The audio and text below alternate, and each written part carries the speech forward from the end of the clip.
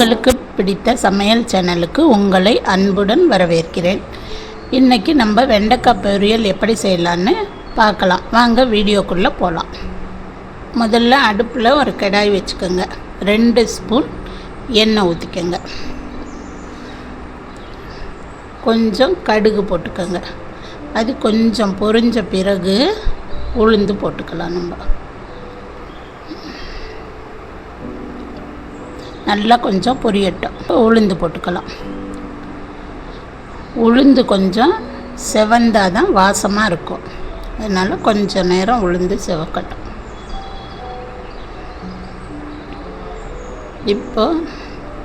இப்போ நம்ம கருவேப்பிலை போட்டுப்போம்.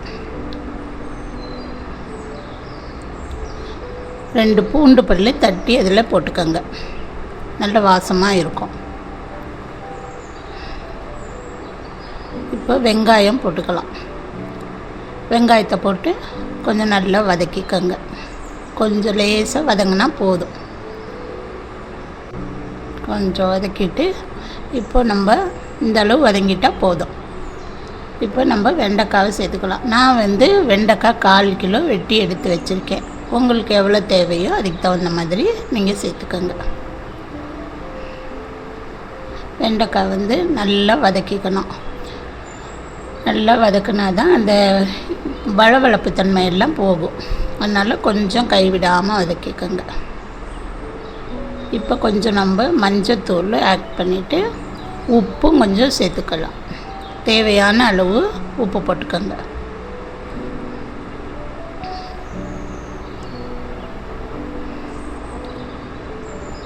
இப்போ நல்லா நல்லா சுவையிற மாதிரி கிளறி கொடுங்க.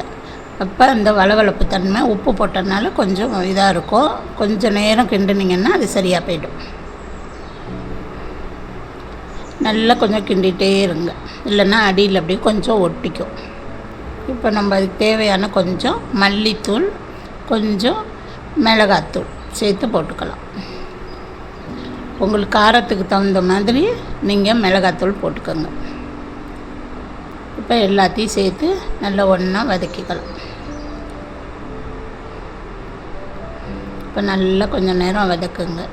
அடியில் பிடிக்காத அளவுக்கு ஒன்று சேர்த்து வதக்கிக்கோங்க. இப்போ கொஞ்சம் தண்ணி தெளிச்சுப்போம் நம்ம லேசாக. அப்போ காய் கொஞ்சம் வெந்துடும். கொஞ்சமாக தெளித்தா போதும். இப்போ நல்லா நம்ம கிளறிட்டு நம்ம தட்டு போட்டு மூடி வைப்போம். ஒரு 5 நிமிஷம் கழித்து திறந்து பாருங்கள். வெண்டைக்காய் நல்லா வெந்திருக்கும், அடி பிடிக்காமே இருக்கும். நல்லா கிண்டி பாருங்கள். நம்ம மூட முன்னாடி சிம்மில் வச்சு தான் மூடிடணும். இப்போ கரெக்டாக வெந்திருக்கு பாருங்கள். இப்போ இறக்க போகிற நேரத்தில் கொஞ்சம் பச்சரிசி மாவு கொஞ்சம் போட்டிங்கன்னா நல்ல மொறுன்னு இருக்கும். அதனால் கொஞ்சம் சேர்த்தா நல்லாயிருக்கும், டேஸ்ட்டும் நல்லாயிருக்கும். நீங்கள் கொஞ்சம் சேர்த்து பாருங்கள். இது இப்போ இந்த அளவுக்கு நம்மளுக்கு வெந்துடுச்சுன்னா போதும். இப்போ கரெக்டாக இருக்குது பாருங்கள். இந்த அளவுக்கு எல்லாத்தையும் கிண்டி எடுத்துக்கலாம். நமக்கு கரெக்டான வெண்டைக்காய் சரியாக வெந்துடுச்சு.